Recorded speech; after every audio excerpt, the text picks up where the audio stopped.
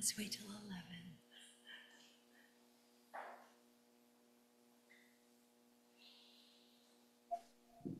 Roshi June, the active speaker camera is showing Robert Althouse instead of you. Well, that's I know they're both Robert Althouse, but when I switch to active speaker, it doesn't show you on Zoom.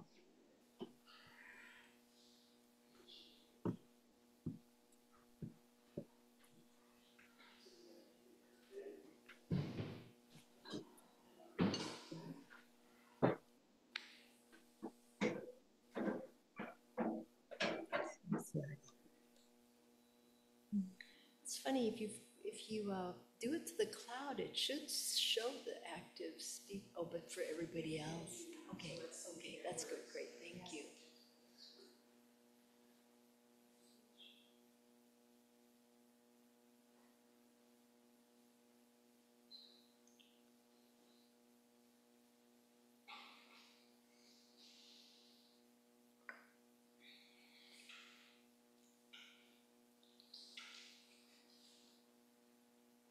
On opening the sutra.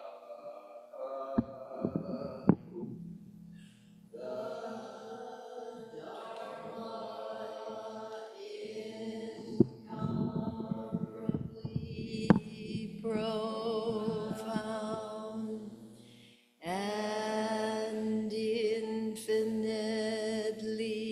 subtle is rarely encountered even in hundreds of thousands of millions of ages. Now we see it, hear it, receive and maintain it. May we completely realize the Tathagata's truth.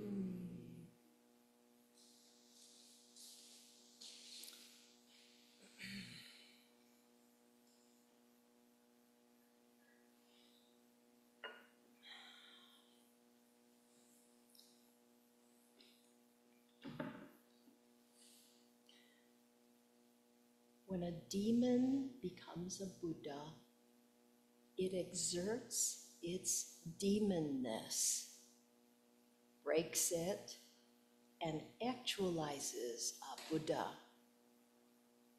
When a Buddha becomes a Buddha, they exert their Buddhahood, strives for it, and actualizes a Buddha. When a human being becomes a Buddha, they exert their human nature, trains it, and actualizes a Buddha. You should thoroughly understand the truth that possibilities for actualizing a Buddha lie precisely in the ways various beings exert their respective nature. I'll read that again. You should thoroughly understand the truth that possibilities for actualizing a Buddha lie precisely in the ways various beings exert their respective natures.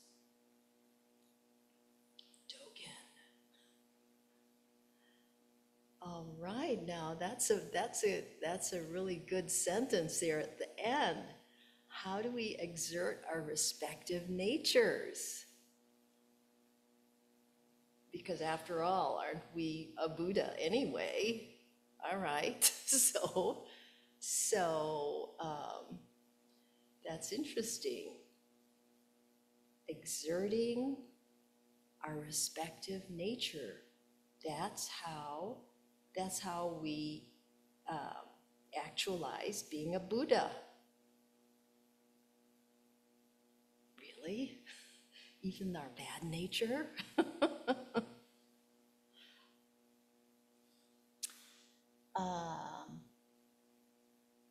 So this book has been really great. And we began studying this monthly with my students, monthly. And we're taking a break because of Ongo. There's a lot of things happening in Ongo. So I'm going to start over again in the new year, and I'm going to invite Joshin Roshi's students to join us in this monthly inquiry to opening to the precepts, to the Zen precepts, in this particular manner that Mujo Roshi Baker has outlined in her book. And she is the founding teacher of the No Traces Sangha, which is in the lineage of Maizumi Roshi, and she was Bernie Glassman's successor. She was also a professor emerita of philosophy at Sarah Lawrence College, which is where Joseph Campbell also taught. I wonder if they knew each other. Probably, because she's older. She's older.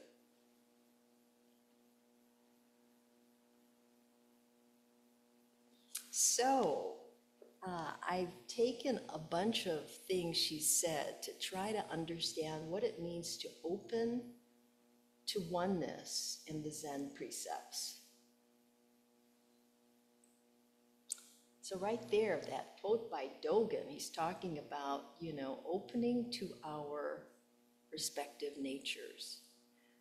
So that doesn't mean just the good nature part of us, right? It's our whole nature, which means good and bad.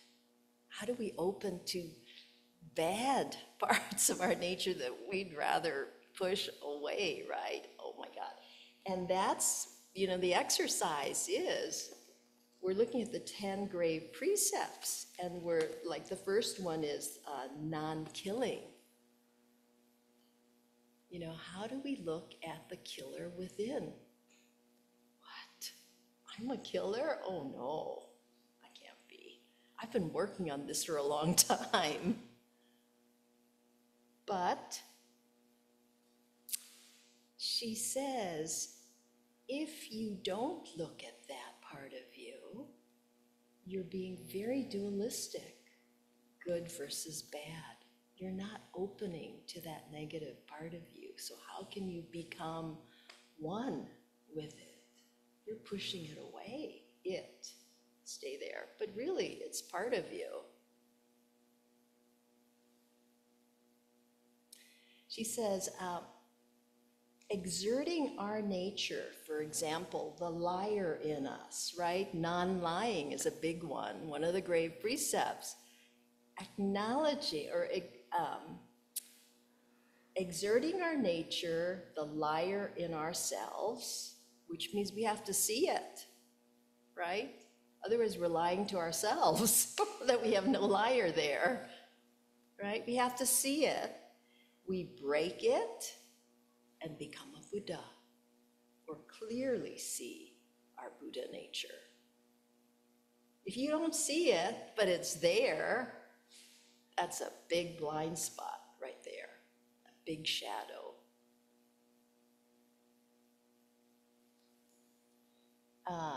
One of the Zen sayings is, if you fall down because of the ground, you must use the ground to get up. Trying to get up without the ground makes no sense. So that means we're the ground. When we fall down, we have to pick ourselves up with ourselves.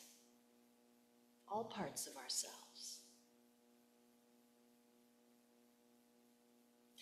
So Mujo Baker studied with H.A.H.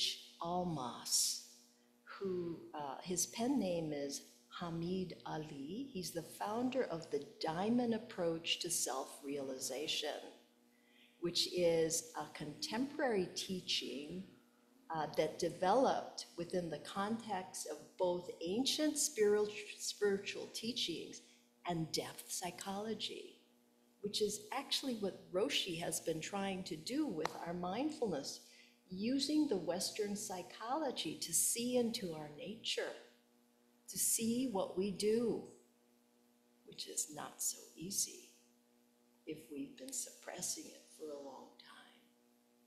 Very hard. That's why it's depth psychology, right? You're going deep. The only way to go deep for me is with our practice of Zazen. For me, that's such a strong spiritual endeavor, Zazen is, to quiet the mind, kind of let go of the grip of our reality, our quote reality of what we think is absolute truth. Just kind of release it, just a tiny bit. And that takes a lot of practice.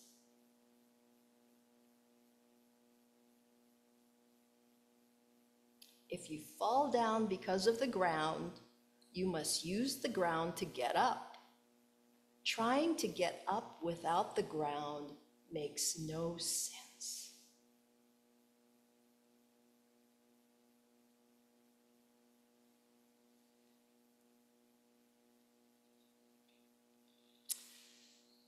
So, opening to oneness, one of the big requirements is bearing witness, which is what we do in Zazen. We're bearing witness to a lot.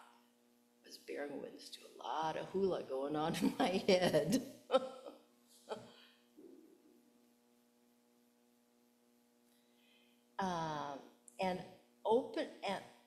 And bearing witness is also, you can't do it without being in a state of not knowing. Because if you know, are you going to bear witness? You have your idea already of how it ought to be. I'm not going to pay attention to that. So that state of not knowing, of not doing evil, not creating evil, is so important to be able to bear witness to your experience as it is.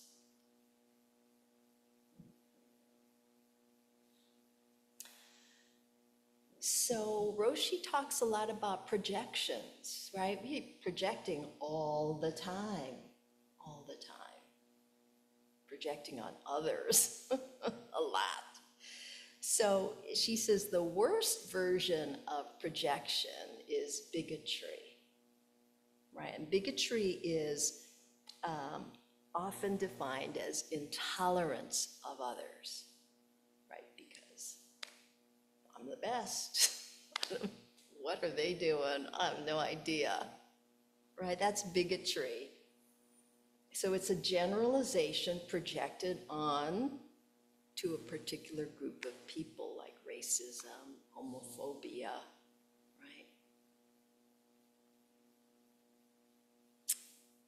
And then also we have individual patterns, or individual psychological patterns of beliefs, right? That we were raised with. It's rather ingrained, right? Because we've been thinking about this or not thinking about it, but it's in there going, our idea about ourselves and others, and we project all the time onto others. And that can make significant relationships difficult. So another version of projection is judgments, right? Judgments we have about everything. And also judgments about ourselves.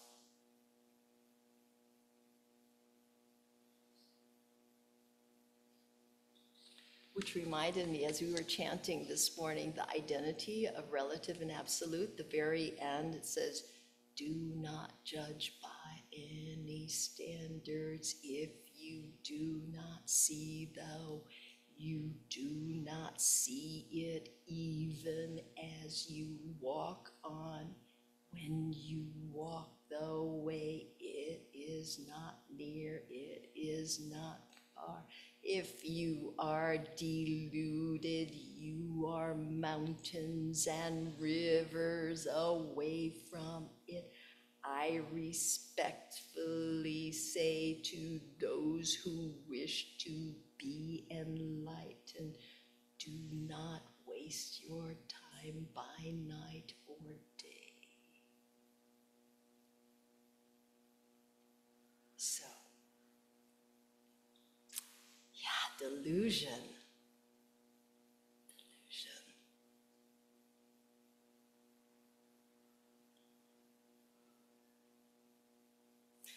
So, in this state of not knowing, we're learning to bear witness to ourselves and others without judgment.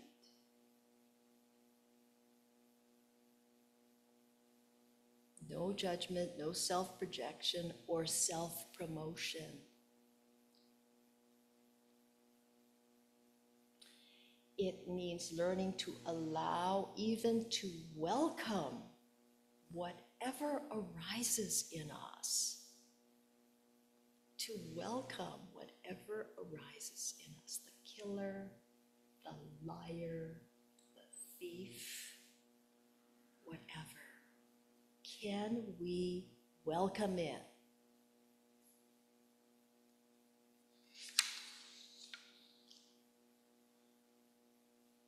Right? It's and then can we bear witness to it?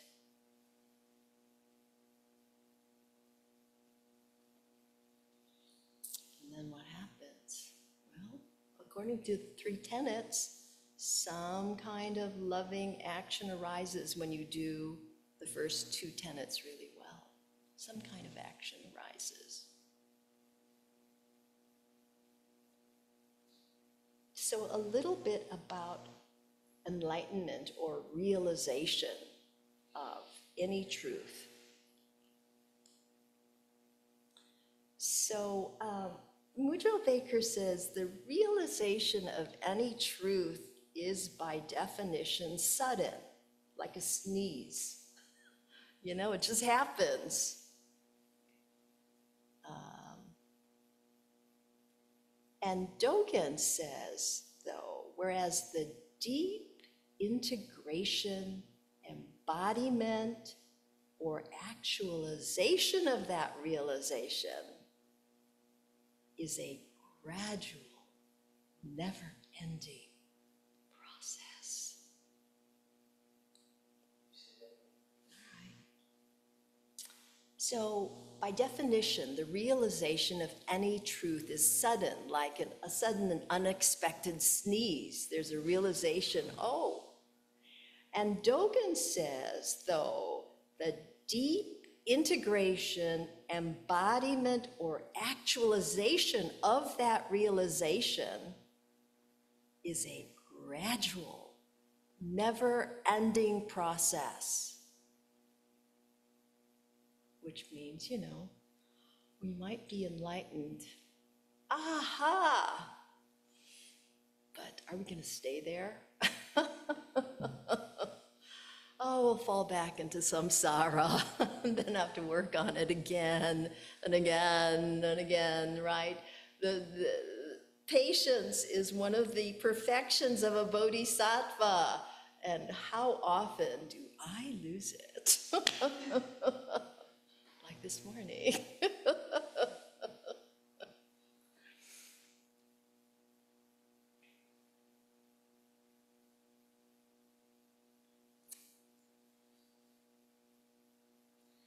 So, the great 18th century Rinzai master Hakuin says the following about the actualization process.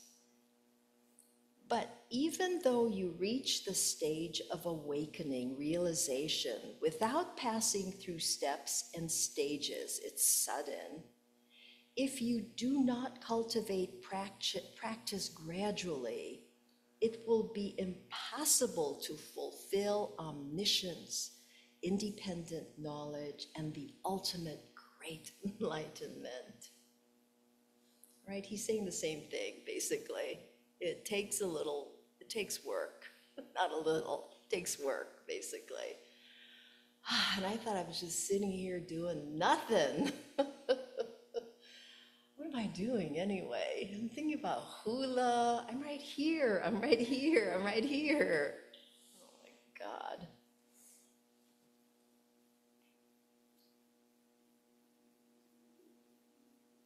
So, and Mujo Baker saying, even though an enlightening being has the eye to see reality, without entering this gate of cultivation, it is impossible to clear away obstructions caused by emotional and intellectual baggage, and therefore impossible to attain to the state of liberation and freedom.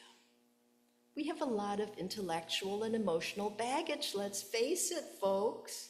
We might as well welcome it. That's what we're saying here. We gotta welcome it. Really? What? I have to welcome that dictator in me? Oh my God.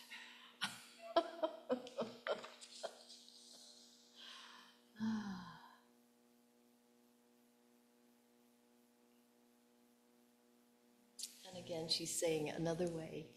Though you see the way clearly one day, you have realization. As long as your power of shining insight is not great and strong, you are prone to hindrance by instinctual and habitual psychological afflictions, and you are still not free and independent in both pleasant and unfavorable circumstances.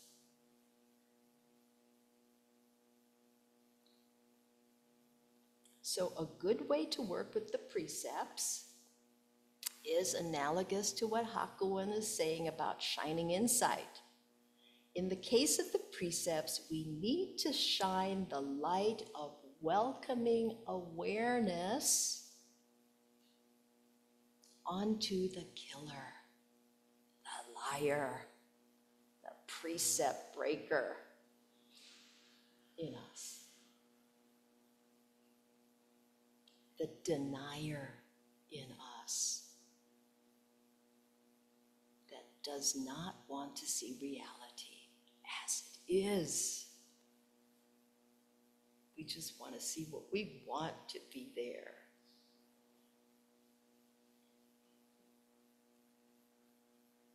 And so what matters with these precepts is how you're living into them, right? How you're living, how it's living into you. So it's not about duality, just good and bad. I'm not going to lie ever again. I promise.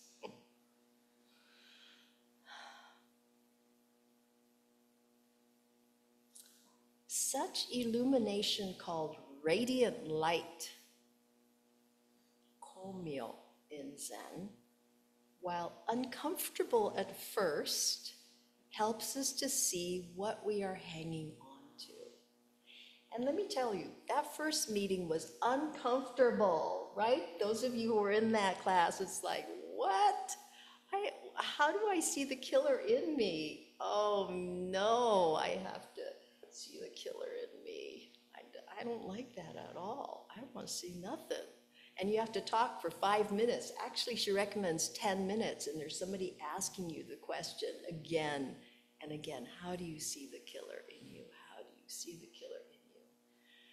We cut it down to half 5 minutes, and we were having a hard time filling the 5 minutes with talking, because you're supposed to speak extemporaneously for 5 minutes, or really 10, actually. We were following exactly like this book we're doing. And she's saying that is really important to do, because when we see what we're hanging on to, it reveals and loosens our attachments to those aspects of our conditioning, so that the conditioning can let go of us.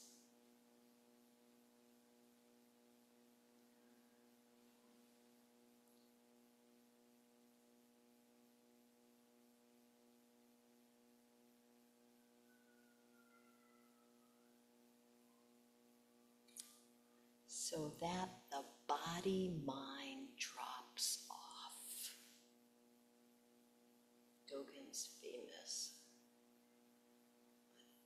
to, what is it? To understand the self, you have to study the self. To study the self, you have to let go of the self. To let go of the self, then you can, all the 10,000 things, you'll be able to find that, or they'll find you. Drop off the body-mind. That's all that big conditioning we've got. And for me, I come closest to that after session or during session.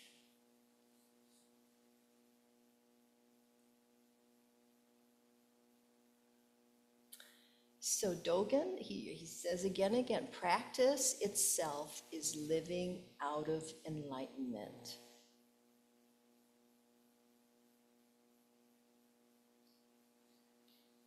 So Bernie pushed the envelope, Bernie Glassman, in terms of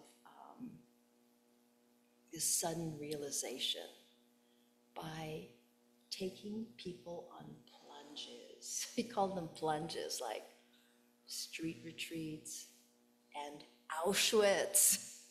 We were on the first Auschwitz retreat, and I was totally scared to death. It was really a look into fear there, right? Going to a place where millions of people were killed, why would I want to go there? Interesting just to see that resistance. And I thought, well, you know, I'm resisting this so much, I started the practice. I think I need to look into this, even though my whole body and mind was saying, don't go, you're crazy, don't go, don't go. But since Roshi was going, at least I had him, I'm like, okay, I'm going. That was a plunge. He said, and Bernie said, was telling Mujon, the second Auschwitz bearing retreat as they were walking, he said to her, I've seen more openings here than in a zendo. You're out of your comfort zone, hello. Not knowing, you are plunged into not knowing. So you have this practice, right? You breathe. That's what I've been doing, because next week is going to be intensive. I just am breathing, and it has been tremendously liberating.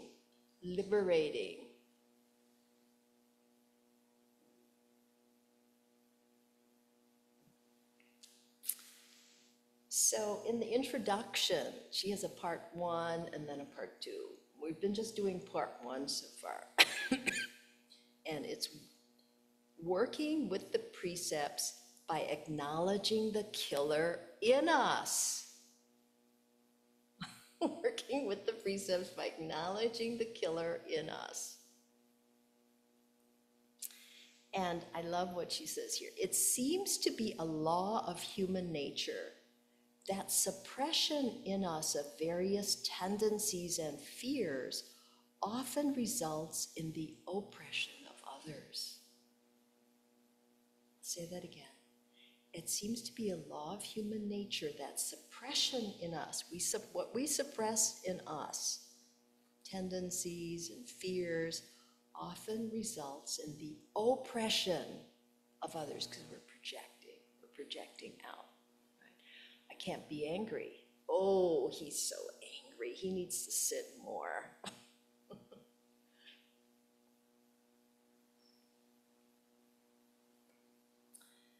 So these, what we're rejecting in ourselves, right, and then we reject in others, they produce 2 kinds of separation, duality. So hiding from others what I don't like about myself, or any kind of defensive self-protection, verbal corrections of others' projection of us, is automatic separation. Bernie was really big on trying to see the other as not the other, but really as one, as self. So we always other people by projecting onto them, right? Either if people say something to us, we're automatically defensive. We're protecting ourselves. What are we protecting, right? That's interesting, right? Or if we want to correct others' perceptions of us. I'm not what you think. That's automatic, you're separating. That's why she's saying it's really good to work with others, because then you can see what you're doing clearer. And then she says, exposing oneself as a killer, liar, stealer, and so forth is actually very liberating. Exposing ourselves, shining the light on that darkness that we want to hide. So she says, an interesting thing happens when we do this. Usually we engage in self-protection of self.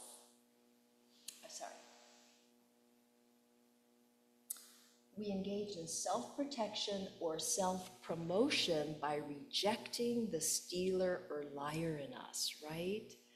We're like, no, that's not me. Or no, I'm really, really good, actually. I am not that. We actually isolate ourselves when we do that. We're separating ourselves instead of opening to what probably is, even though we don't want to know that. And we close down and cut ourselves off from the whole of reality. We only want to know what we know. That's it.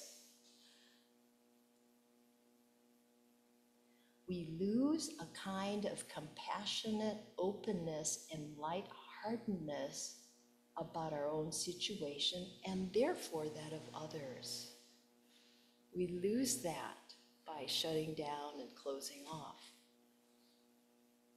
Compassionate openness and lightheartedness, because you're feeling so heavy.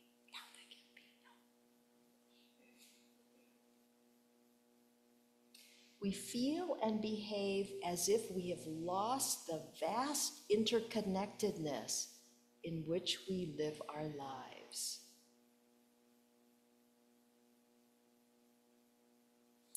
Buddhism maintains that to be free of our delusions and conditioning, we have to go through them and not suppress, deny, or somehow bypass them. Otherwise, we will never experience true freedom and compassion.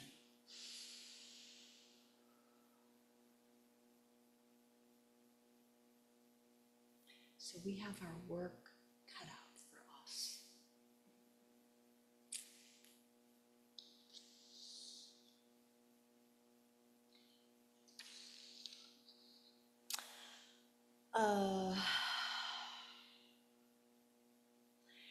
And then, Roshi's talk yesterday, he reminded us about the impermanence of life, right? And I saw this beautiful poem by the poet W.S. Merwin. He actually read it, so it's only available, so I, transcribed it down. It's called For the Anniversary of My Death.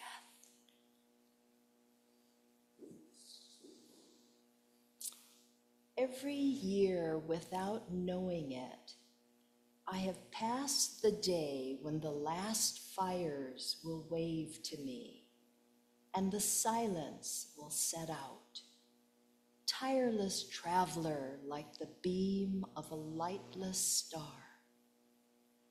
Then I will no longer find myself in life as an estranged garment, surprised at the earth and the love of one woman and the famelessness of men. as today, after riding after 3 days of rain, hearing the wren sing and the falling cease, and bowing, not knowing to what.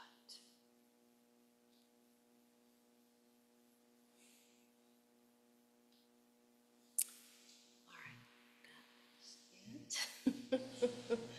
And we can certainly have a nice discussion or questions now that you might have. I highly encourage you to get this book, Opening to Oneness by Nancy Mujo Baker.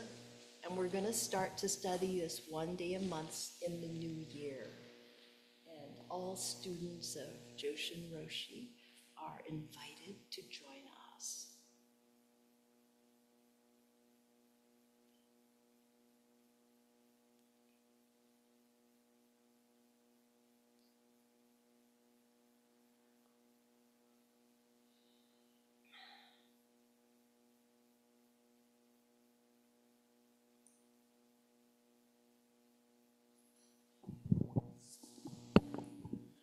Yeah, I've actually been thinking a lot about this lately because I had read something about how, there's certain things that bother us that we're just like, oh, whatever, that I don't like that. And then there's certain things that really get to the core and really, for me, annoy me.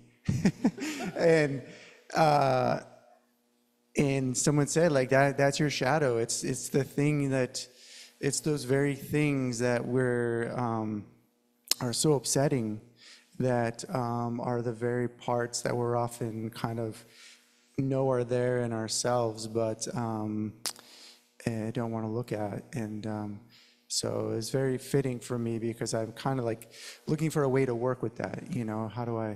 How do I address this shadow that, because when it presents itself, it grips so hard, And so I appreciate you sharing what you did today. And I look forward to... So great that you can even notice that, right? A lot of times we're just unconscious, really. We feel somewhat upset and not totally sure why. So it's really good that you can pinpoint what is the feeling, right? Then you can welcome it, right? Take a breath and actually welcome it instead of, continuing on whatever journey, to just do something different with it. And that's beginning, right? Beginning to welcome unpleasant things that come up for us. I think that's really healthy, actually. It's not easy, and it takes, I think, a good, strong sitting practice to be able to work with those shadows. Mm-hmm. Yeah, thank you. And then working together with others will help as well, I think.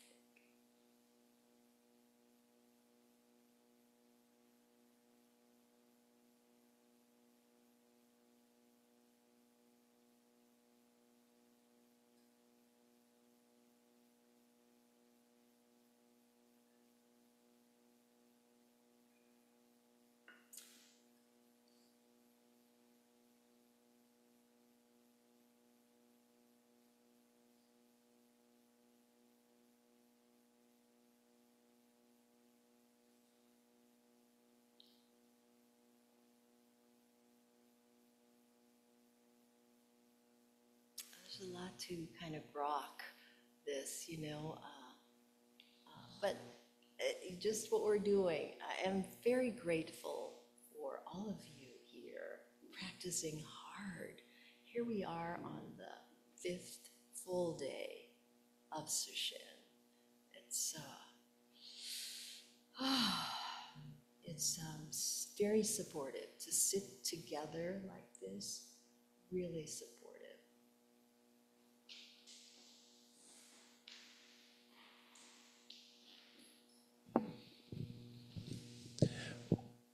I love this talk. It tied together all of the other talks, and I'm glad that you brought up Robert Roshi's Dharma talk yesterday because I was thinking the same thing. That it's all tied together. It couldn't be put put together, but the one piece that Nancy Mujo Baker talks about that really has been resonating with me recently is the embodiment process, the intellectualization. No, keep going. Yes. The intellectualization is easy. I'm used to that.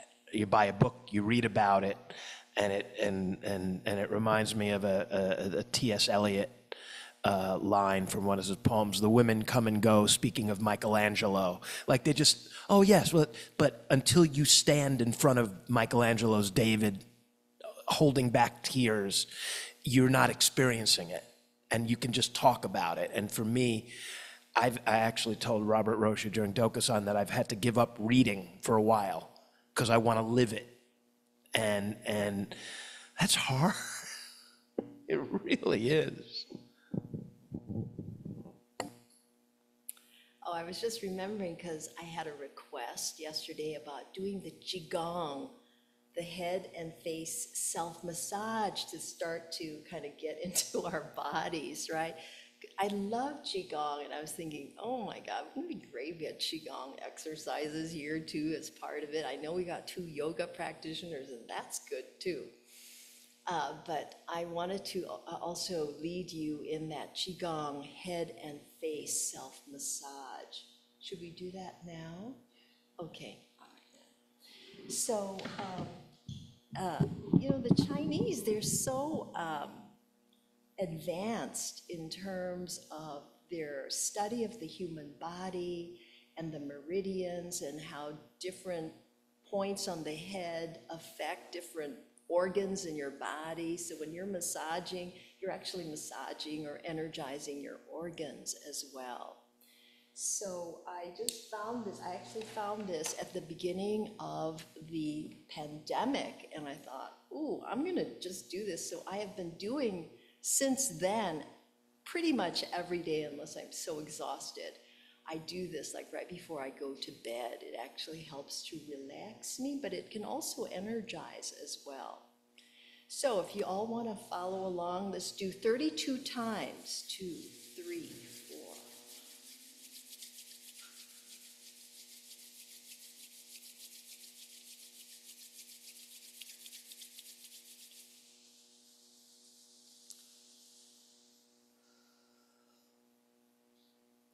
And then I'm just taking the pins out of my hair, pins in your hair, nice short hair. Okay, you're gonna run your fingernails through your scalp 32 times. It can be random. 2,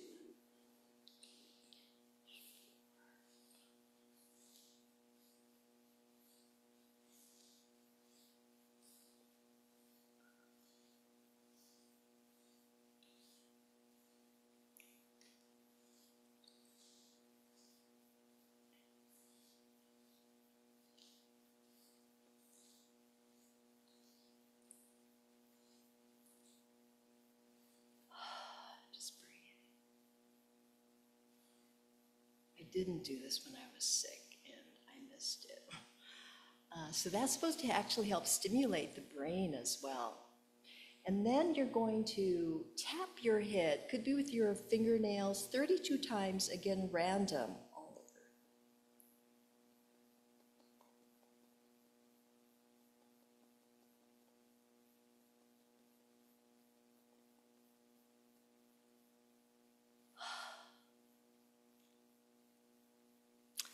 And then I use these 3 fingers on the base of your skull in the back. You're starting from your like close to your ears and going toward the middle. 32 times. So 1, coming back, 2, 3.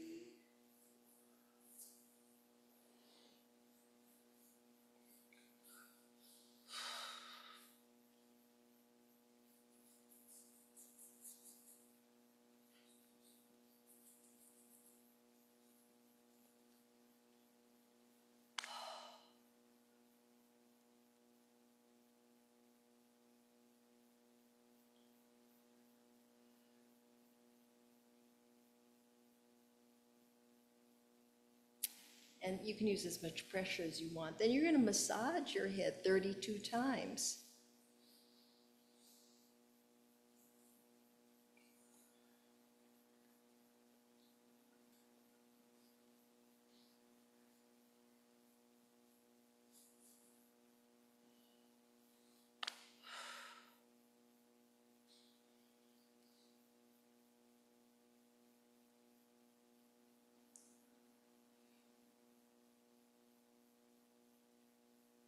And then these 3 fingers on your eyebrows, and you're going to massage 32 times, and as you know, as much pressure as you want.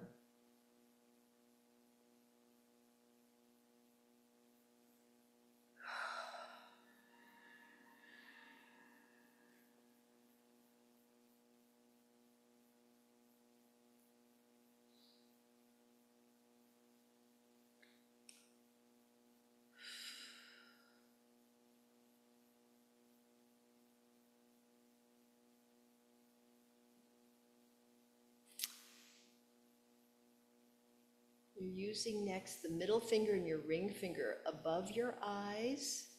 Just go back and forth 32 times. 1, 2, 3.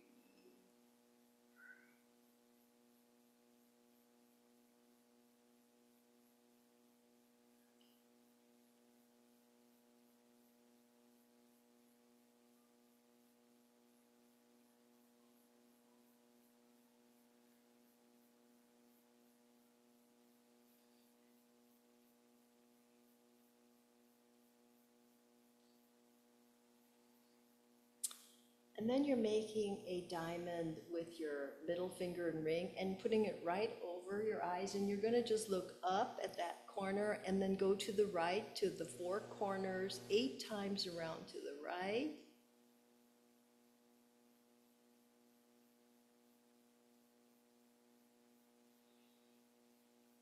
And then go to the left 8 times.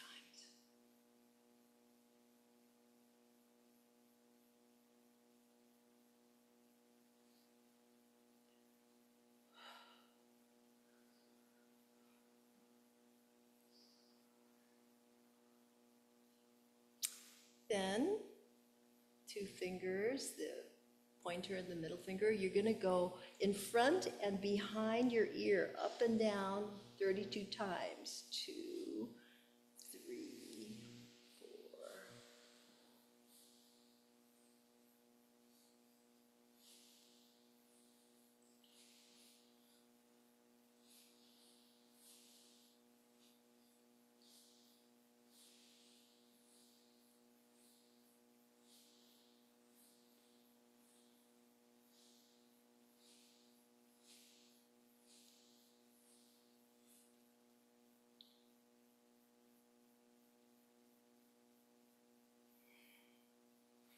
Then you're gonna massage your ear in like 4 quadrants, the top and then down, and then the lobe last. 3 times, 1, 2, to the top, then going down, and then the lobe.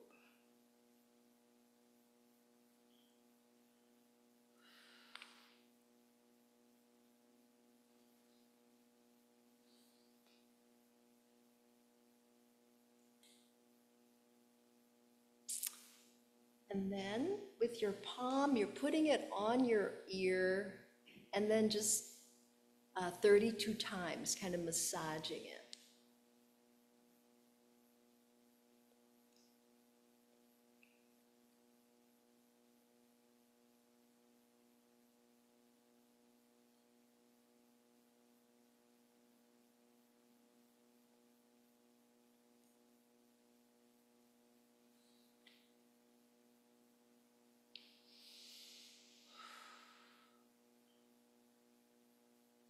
Then you're going to stick your fingers in your ear, not too deeply, and then you're going to do this 8 times on both sides, and then you're going to push in gently and pull out against these. So a series of 4.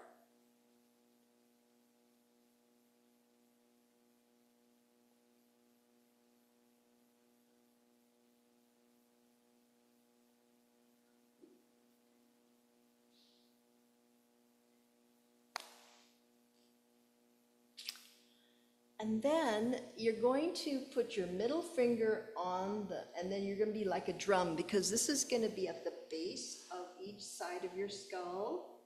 I'm sorry, the forefinger on top, the middle finger, and then it just comes down like a drum. And try to keep your elbows close together 32 times.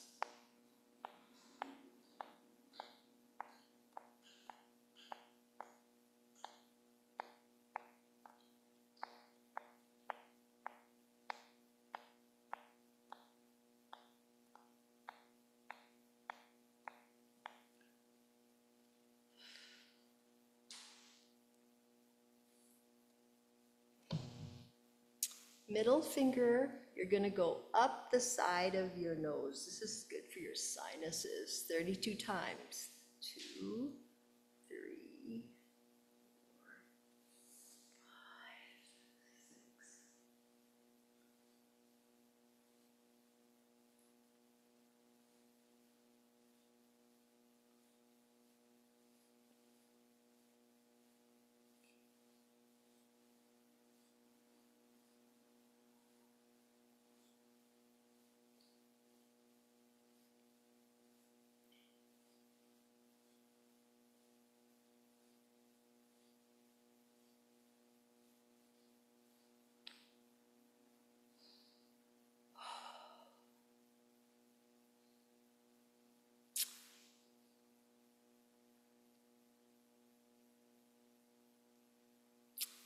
Middle, your pointer under your nose, like on your upper lip, 32 times. 1, 2, 3.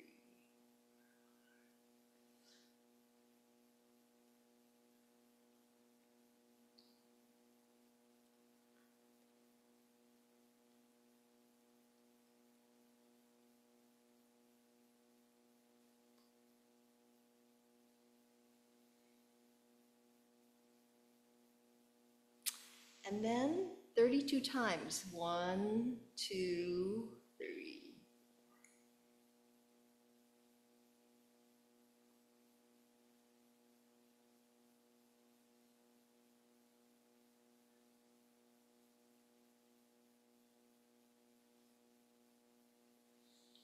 And then under your neck. 32 times. 3.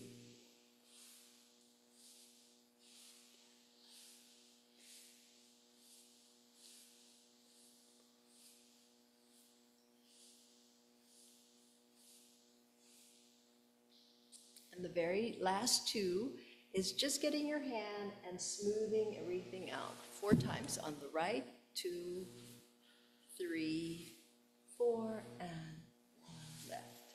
2, 3, and 4. Now, all of these have, what they're good for, but I don't know that part. But if you want to find out, there's a great YouTube video called Qigong Face and Neck Self-Massage. And Chinese lady sitting on a big rock out in nature, and there's written what it really helps, all these different things. And then I just want to also have one more thing to say about opening to one. So we're not psychologists over here. So, if you might, if you're not already, want to see a psychologist to go along with your Zen practice, because I'm not a trained psychologist. What we're trying to see here is just some insight into our behavior. We're not fixing anything, we're just welcoming.